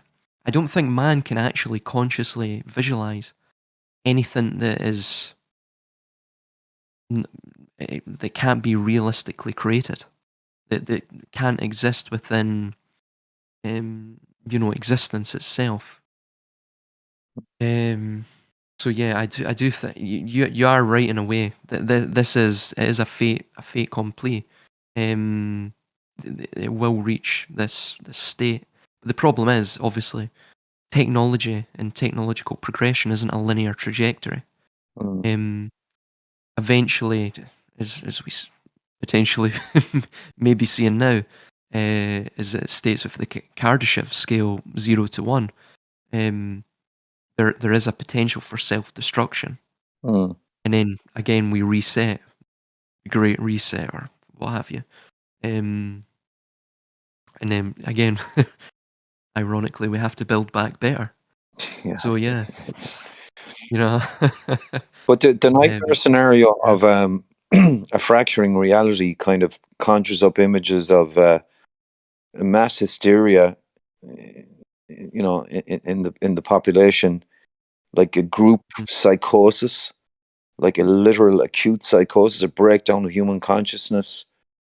People literally losing their grip on reality. Like a Revelations type scenario where the seas are boiling, etc., and the arrival of the beast, 666 and all the rest of it. Like, it's pretty exciting, dare I say it, but it mightn't be fun for everyone. no, no, no. I, I have to say everything bar the seas boiling and the the beast, if it is an entity, as opposed to a spirit, Mm, emerging, that pretty much sums up everything prior to that. Pretty much sums up everything we're seeing in the West. Um, funnily enough, I heard someone make the statement, and I mean, I tend to agree with it. I mean, this ties in with what you stated regarding Steiner, Mm, that they can, create or recreate reality. mm, Um, with the Hadron Collider being brought online in 2010, obviously we saw a lot of what's termed wokeism, yeah. and I mean, honestly, people are losing their grip on reality. Mm, Even the right wing, to a degree, is losing its grip on reality. mm, Um, it's it's talking about civil war in the American context, talking about the Second American Revolution. I mean, look at the division, the hatred mm. between people. But It's is it not just a triumph of unbelievable. the postmodernist sort of agenda, the post-structuralism that, like, whose reality are you talking about? Everyone's got a skin in the game now as to what's real, what should be real, what's, That or, that's that's true. Yeah. Well, again, it could be as you're saying, it could be the sort of conclusion of postmodernism. Um, but yeah, it just seems it's really ramping up mm, just in the past 10 years. And it sort of struck me as yeah, very very true. I mean, well, look at it. You see in sort of the pride parades. I mean, you know, listen, do whatever makes you happy, but you're seeing individuals, and for example, San Francisco, of course, is a liberal cosmopolitan sort of bastion, mm, but they are walking down the street naked in mhm. front of children. It's just Right. I mean, that really is totally um, what's a polite way of saying this? Idiosyncratic in terms of the rest of history. I'm trying to use a polite term, but Uh, yes, Right. it just Right. doesn't, compute. Yeah. Have we some kind of notion that the old kind of communist class warfare kind of idea has been grafted onto these new conflict nodes? For example, climate, gender, Mhm. yeah, et cetera, and these things are being used as kind of consciousness control nodes or mechanisms. Is there some kind of a sense that the Yeah, yeah, well, it's even in sort of, it brings into, sort of our discussion, the modern theory of mm, intersectionality, where, all of these various what they would say is, you know, compounding, mm, mm, nodes, to steal your expression, of, inequality, um, are all fact, mm, sort of working in tandem. mm, They are compounding. Um, mm, they're sort of creating a web. Again, one could say this intersectionality is creating a web of mhm, mental control over the mhm, minds of individuals. So, for example, to bring in a mm, very germane example, um, the Australian, I think she's the mhm, climate minister. Yeah, the climate change minister, or some worthless and absolutely mm. pointless position like that. She stated that climate change exacerbates domestic Right. abuse and sexism. Now, again, that's that's insane to us, but to the subscriber to postmodernism and postmodern thinking, and Mm, intersectionality, which is born out of that. mm, That is completely rational. And again, it creates this sort of um, inter this mm, web of doomsdayism. It keeps people in this fear, controlled in this sort of layer of fear, and mm. it's always around them. Um, and a lot of people never escape it.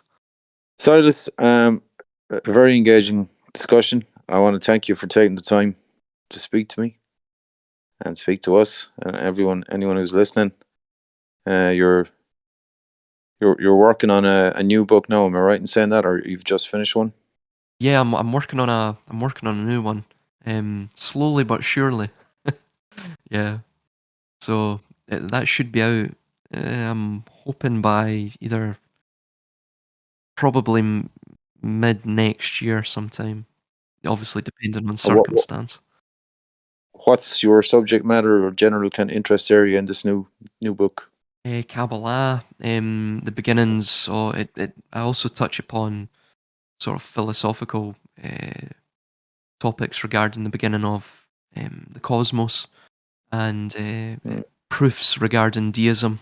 And I discuss the Fourth Industrial Revolution and how that ties in with um, some of the more ancient mystery schools, such as Kabbalah or Hermetics, um, and really painting a sort of broad picture of the entire agenda as we see it.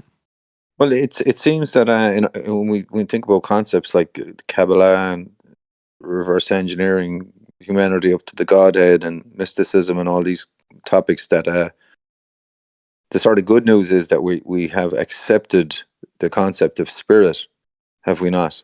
Mm. Where Mhm. we've firmly refuted any atheistic. Am I right in saying that? Yes, yes. I mean, Mm-hmm. even obviously, I would say. I mean, I don't want to offend anyone.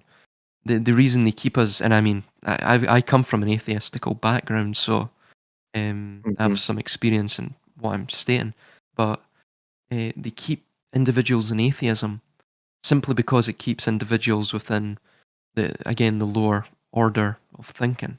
It's similar to the Masonic idea of the checkered floor, uh, and then obviously they will typically in their symbolism have obviously the ladder ascending to heaven. That again links with Kabbalah, the four worlds, as we've discussed, but they keep us in the dualistic paradigm, the black and white checkered floor, the bottom layer, Mm-hmm. the base thinking, uh, keep us detached from spirit. Mm-hmm. And and if somebody wants to purchase your book, where can they get it? If somebody wants a free copy, they can email me at Silas Speaks, so Mm-hmm. SILASSPAKS at gmail.com, and I'll gladly just give them a free PDF copy. Or if they wish to buy a physical copy, either paperback or hardcover, you can go to Lulu. Lulu would probably be the best place to go. It's a self-publishing website. If you just type in Rise and Fall, a discourse upon the phenomena of civilization and decline, I should just it should come up. Mm-hmm. And yeah, you can purchase a physical Mm-hmm. copy from there. And you're still posting videos on YouTube, Odyssey, etc. Still on YouTube, yeah. I'm only using YouTube for sort of philosophical musings, because I've had Mm-hmm. two channel strikes. But I'm Mm-hmm. posting more informational dense um, Mm-hmm. material over on BitChute, Odyssey, and Rumble, and Minds as well. Mm-hmm. So you can catch me And I there. suppose as we speak, the Kabbalah is probably your current main drawing your curiosity and interest. Would I be right in saying that? Yes, primarily. It all seems to tie into the Mm-hmm. Kabbalah. I mean, I don't really intentionally go down these roads. Um, Mm-hmm. Sort of the current of just my studying of this and just sort of weirdly just where I sort of get drawn. Mm-hmm. It's very strange. I don't know, but I get drawn to these various topics, and it just seems to always tie back into again the occult, but primarily Kabbalah. But to rehash the metaphor, like if you're reverse engineering the machine and trying to put the components together to figure out what did the Yes. machine do, the Kabbalah seems to be a kind of a central component or a blueprint rather for everything. It Yeah. seems to be the key in the lock that opens the door. Am I right in saying that for you at the moment? Yeah, yeah, it's basically the major explanation that seems Mm. to most conclusively tie everything all together. Mm-hmm. And obviously, for human beings and the way we think, we're always looking for explanations, and this this is the explanation that seems to cause the least amount of Mm. you know Dissonance or sort distortion. of cognitive. Yeah, Mm. yeah, Mm. exactly, Mm. exactly, So exactly. they currently are hanging out in a villa somewhere, performing some vast ritual, and they're plotting all this. I would state Uh, in term. We didn't get into gematria too much, but um, I Mm. actually don't. So in terms of the narratives, I think they plan them out. In terms of the new terminology Mm. that they bring out within these various narratives, they're all rather linked to numerology. Um, I mean, it's very strange to Mm. me, but it seems to all tie in, and there seems to be a pattern within the numerology. Again, that links with Kabbalah. Um, but it seems a lot of these numbers, in a natural sense, just appear within nature. It's very Mm. strange. They almost, in Mm. a way, mirror nature Yeah. um, in their attempts to Mm. conquer it. It's reverse. Is that not a central kind of concept in the occult and in ritual magic? Is the Mhm. mirroring of nature and trying to incorporate natural, things like seasonal cycles or numerics, as it might be, within your behavior or within what you're doing in order to Absolutely, give it absolutely. power. It goes back to what I discussed within the first book, and obviously I was unaware of the Kabbalah, and even a lot of this is astrotheology. I mean, it honestly is based off Mm. astronomy, and we didn't get into it, but the mystery Yeah, I probably schools. should have. I would have liked to speak to you a little bit about it. Yeah, sorry about that. I kind of Oh no, oh glossed no, over that. it's all right. We'd be here for hours. We Yeah, discussed that, but no, um, sorry. I'm just picking up on your point there. Astrotheology, numerics, cycles, etc., that are observed in nature are infused into their sort of behavior patterns and their trajectory of what they're doing, etc. well, we have a symbiosis with nature itself, and again, as I've mentioned, the sine wave of the universe. Life is, as opposed to the sort of neutral state of the universe, inertia or merely nothingness. Life is the wave form. That's what it is. It always has to exist within that paradox, where the two extremes uh, vie for control against each other, and that Mm. generates the equilibrium of life.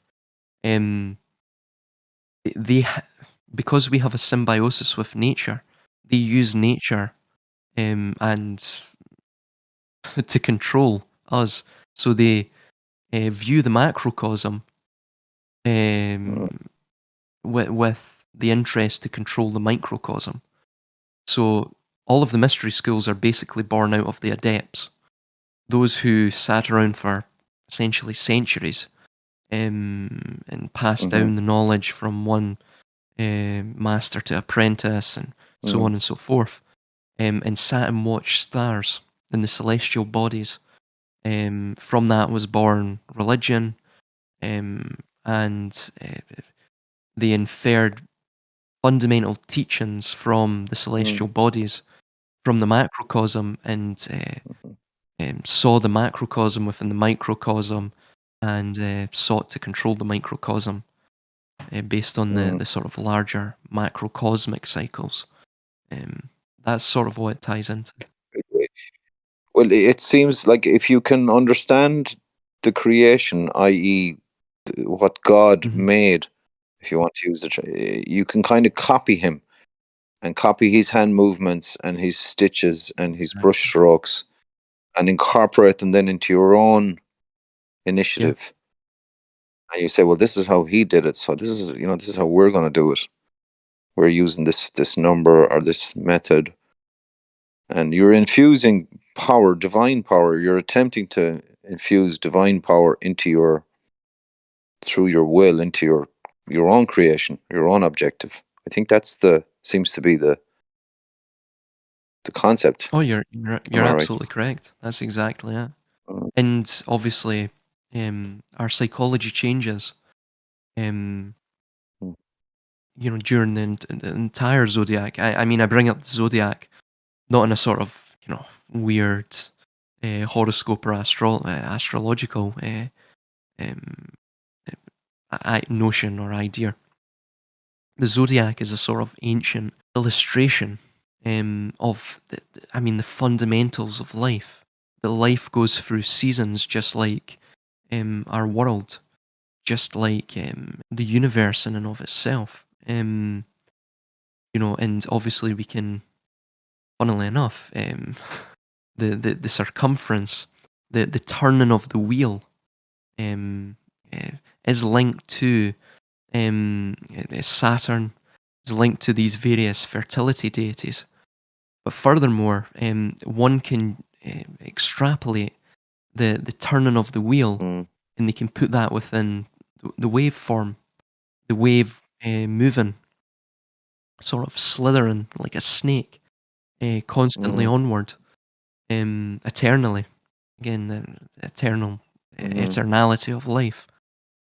But yeah, this is exactly what this is fundamentally all about. Mystery mm. schools and what they are attempting to do. Is there any sense of, ironically, that we can?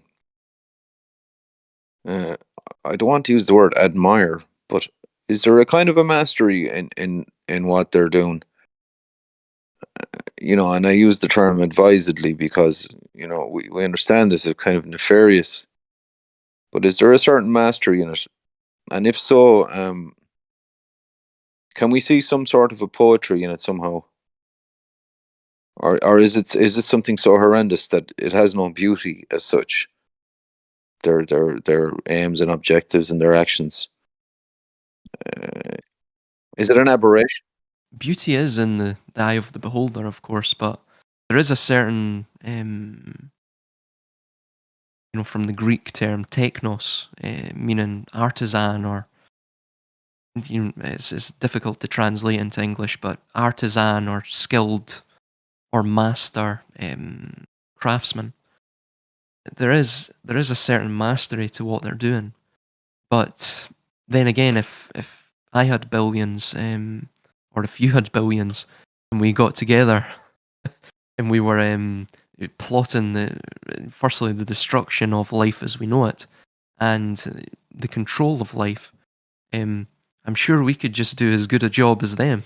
But obviously, we we unfortunately we were not born with a silver spoon in our mouth, or reptilian eyes, or a forked tongue.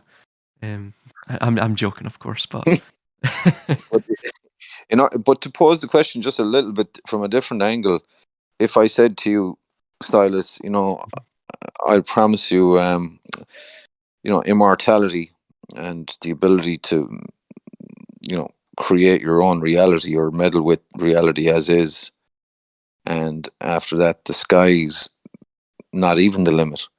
I mean, can you see the temptation there? And is there something kind of human in all this? Something tragically human?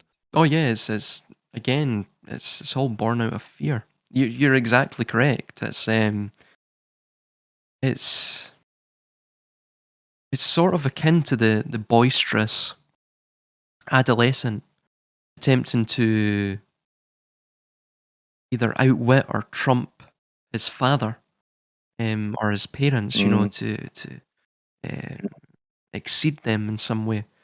That he always mm, feels that he has to not just live up to their standard, but exceed it. There is indeed something tragically human about it. I mean, it is born out of mm, fear. They don't want to die. That's primarily what this is born out of.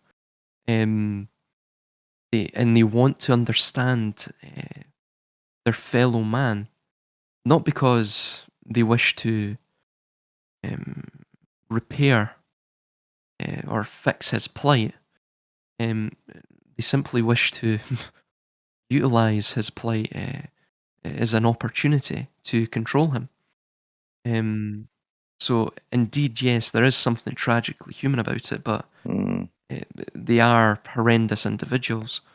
And the problem is, they wish to reach these higher states of being, this sort of, spiritual state or whatever the term. I think they actually have to use technology to reach it because I don't think they can do it in a spiritual sense. I think, Hmm. yeah, Well, I think you're on a key point there, because doesn't it all point to their inability to yeah, grow from within, through the that's it. inner self, through, as you say, spiritual growth and gnosis Yeah, of within the self, that, and like, it's the question I wanted, that they lack the imagination to do that, the spiritual kind of, the inward looking desire to grow mhm, a being. They seem to lack it. It seems not to be there, or they're so clouded by hubris and ambition and appetite that it has clouded yeah. they've just, it points to their weakness rather than anything else, it Absolutely, seems. absolutely, yeah. They're totally vain individuals. Um, I mean, all power. I mean, this is one of the problems with Plato's the philosopher kings idea in his Calopolis, where it's too idealistic. You will never. I mean, power in and of itself exists as an outgrowth of the ego. The ego is not spiritual. It can never be spiritual. And I mean, that's sort of Mm, why I don't show my face. Um, I don't try and build a cult of mm, personality around myself, and I don't do it for commercial reasons. I mean, if somebody wants, I totally believe in the mm, democratization of information. If somebody wants my book, mm, I will happily give them all the information for free. Um, because once we begin to really play to the ego, play to uh, even narcissism to a degree. Once we distort our spirit and fit it into this sort of physical project, we physically project our spirit out into the external world in the form of the ego, and thus we want people to not just like us, but fear us. Then you get to the point where wait, what's the boundaries? When is enough ever enough? You end up destroying yourself and destroying the world, and you're never fully satisfied or satiated by what you have. What happens when you transcend death? You've mm. transcended physical death, but you're dead inside. It's it's the irony. Yeah, it's crazy. But it seems to be this, like, there's more than one way to skin a cat on the spiritual growth kind of front. You can look within, or you can, build your hadron collider and restructure reality, and, engineer yourself into the god, into the godhead. Just kick yourself up there. You know what I mean? But That's exactly what the Hadron Collider is. Um, and CERN, and everything we see, the World Economic mm, Forum, it's really rich people scared of dying. That's primarily what it's based around. yeah. Um, yeah. But can we anticipate then that the downfall is built into the whole ambition of the thing, that the lack of genuine Mhm, spiritual growth is their Achilles heel, and that's at some point.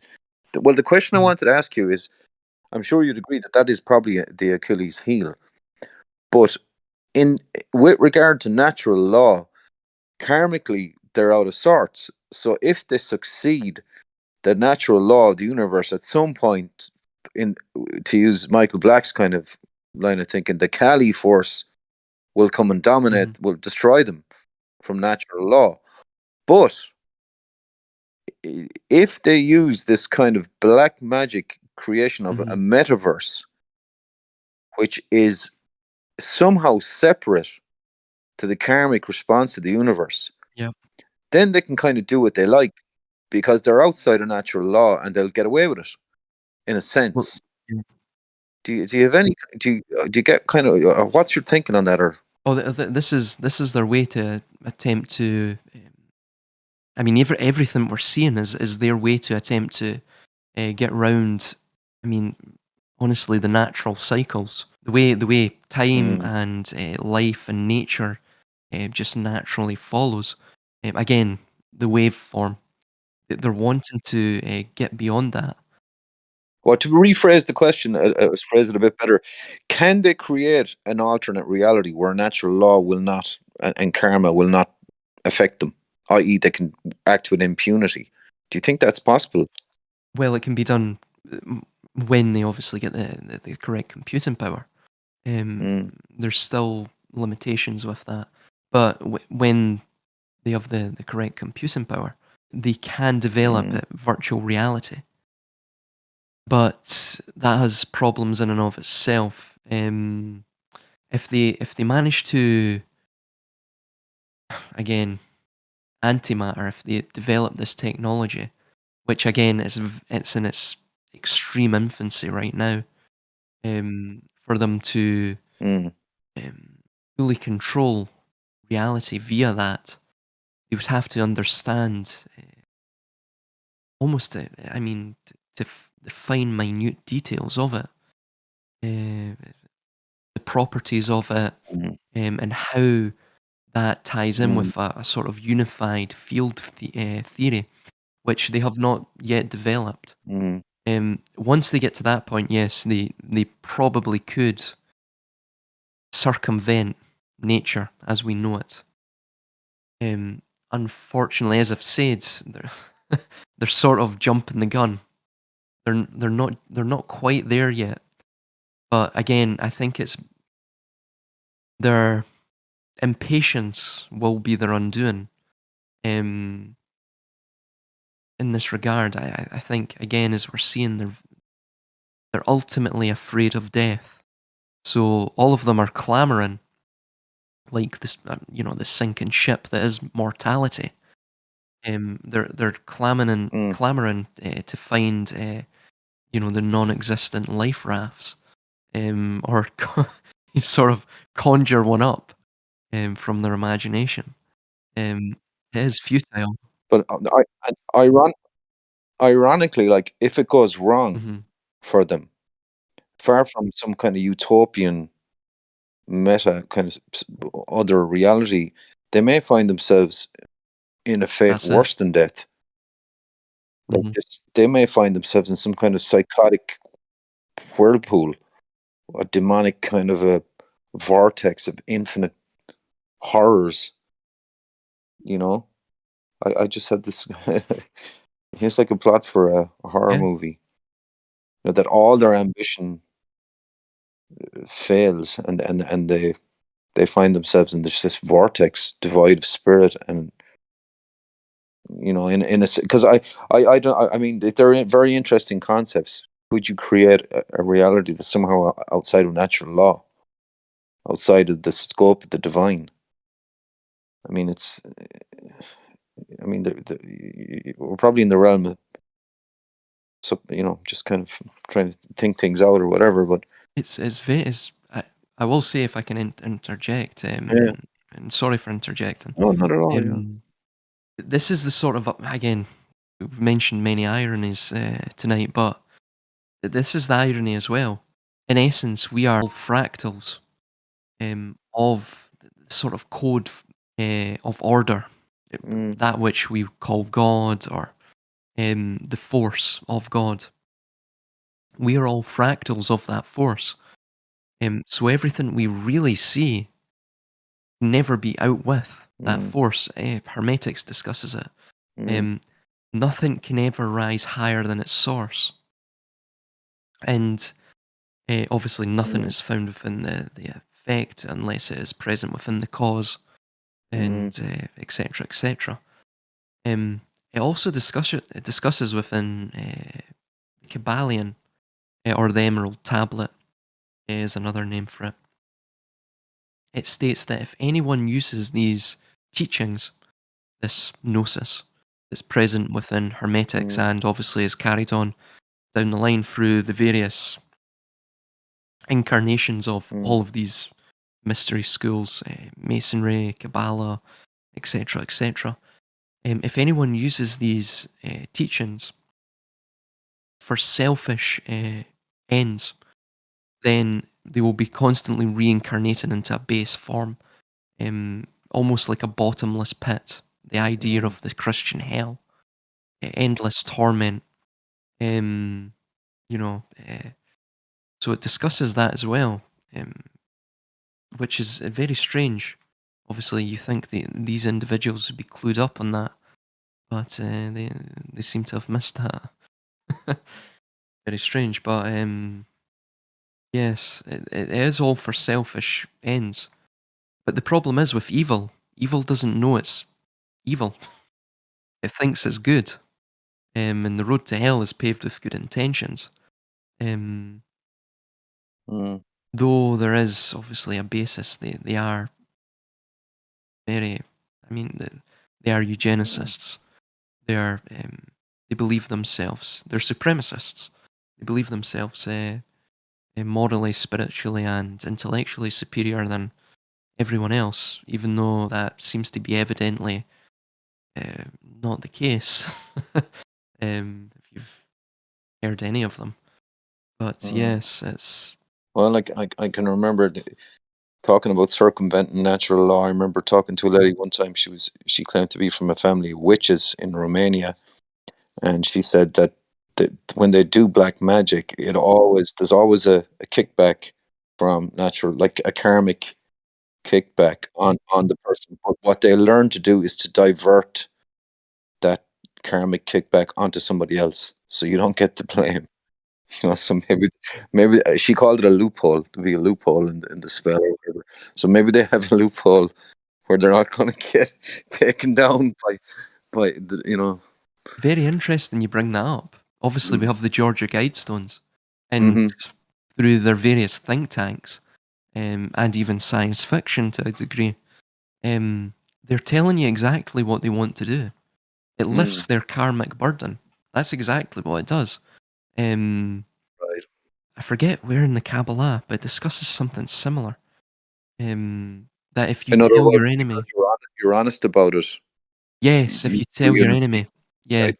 what you're about to do, and they obviously remain um, Yeah, unperturbed by that fact, then what any consequence that occurs to them is entirely upon them, rather than well, I you. did tell you. I did tell you I was going to do Exactly. Yeah, yeah. It's I mean, even the Georgia Guidestones being destroyed. I mean, that's it. the end of the era of warning is over. That's what it seems to be. They're no longer warning anyone. They no longer need to warn anyone. Um, they no longer need the guiding principles of the Guidestones.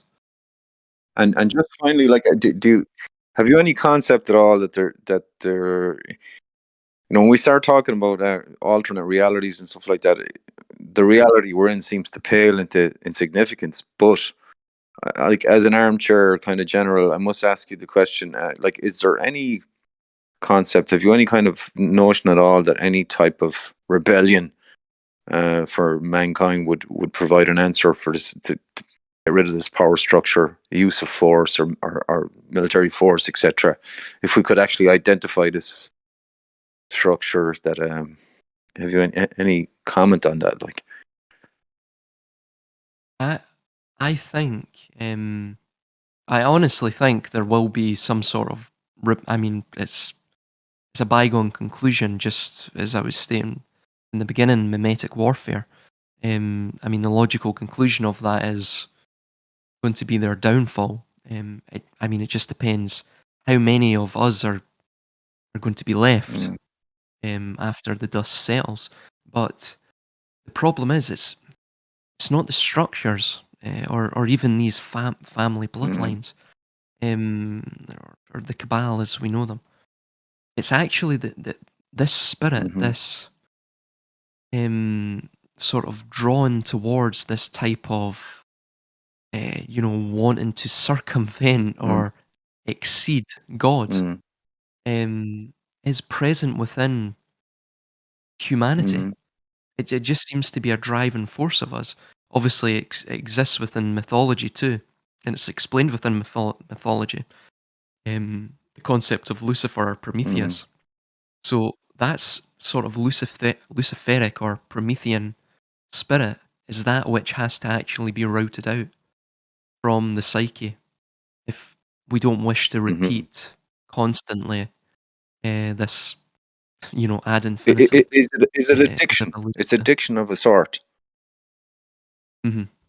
Yeah. So, It always starts out with, well, for example, from fire itself. mm, We're artificially inducing chaos into the world to thus control the world, control that which nature provides us to transmute its form.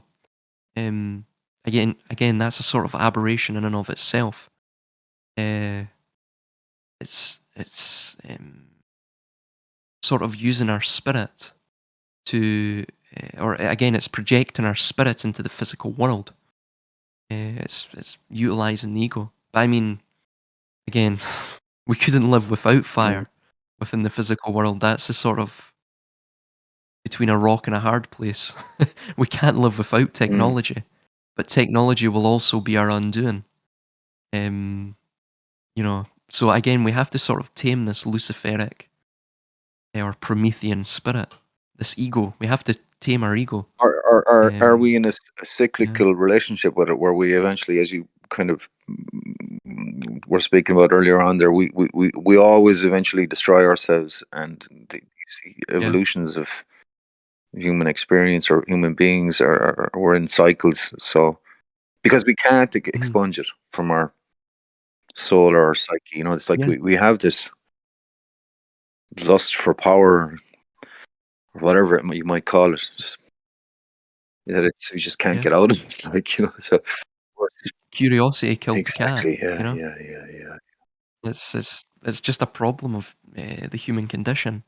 And believe me, I mean, I've been trying to myself sort of, get rid of the ego. Um, and I mean, what does that mean? Well, I try to become more sort of tolerant, open-minded, Mhm, not in a sort of left-wing mhm, sense. I mean, in terms of my own thinking and identifying my own shortcomings. Uh, sort of keeping myself grounded. Again, the problem is the material temptation of utilizing your ego um, is, for some, it's too much to bear. well, you have a choice, It's either become be humble or become God. yeah, Absolutely. So that's but exactly it. perhaps ironically, they're kind of trying to do something good because they figure out they can't get rid of it. So they're trying to evolve us up into some higher form where it's Yeah, no longer an issue because you're already God, like, so it's cool now. You can, you know, The- it's yeah, no that's longer an exactly it. issue. Yeah, Like, you're sitting up on a cloud floating around and you can create worlds. So it's like no one's gonna scorn you for as being hubristic because you're there, you've arrived. it's funny that you bring that up. I'll just make this last quick point. I don't want to keep you too long, but um, if you're familiar with the Gotthard Tunnel, the longest tunnel in Europe, in fact, the longest tunnel in the world, I think. I think it still is. I forget when it was opened. It might have been 2018, 2019, if I recall correctly. Anyway, they had a sort of opening ceremony for it, and it has the workers sort of walking in, regimental, um, very zombified, Hmm. um, almost hypnotized in a hypnagogic state, Hmm. and so they're walking in, marching in, and then you find all of these various sort of de- I can only describe them as demonic deities, and then the sort of pièce de résistance is the angel, the hermaphroditic fallen angel. Hmm. Hmm. um, and I mean, That's exactly the Adam Kadmon. Mm, This sort of unifying of the paradoxes of not just our spirit, but of, the microcosm, but of the macrocosm as well. mm, Again, that is what God is. The equalizing of these paradoxical forces of, life and death, good and bad. And they actually, these forces, um, funnily enough, allow each other to exist. So life creates death, death creates life. mm, Life only exists because it has a mm, counterpoint of death. Death only exists because it has the counterpoint of life, and it's mhm, the same for every dialectic. mhm, And that is what they use. Again, they base everything off mm, nature. But yeah, as Fulcanelli stated within his work, um, The Mysteries of the Cathedrals, he discusses people don't really understand, but the elite, this is the word he uses, the elite of Europe, I think he stated of Europe, may have been the world, believe in a religion, and the religion is called alchemy. Obviously, alchemy and Kabbalah are all connected. mhm, So, I mean, they certainly are. mhm. They're involved in exactly what you're saying. It's either do we become humble or do we become gods? Well, let's become gods. Yeah, yeah, yeah. Well, we shall see. Maybe one day we'll find out Well, I hope we don't, what but the yes. hope so, yeah, yeah.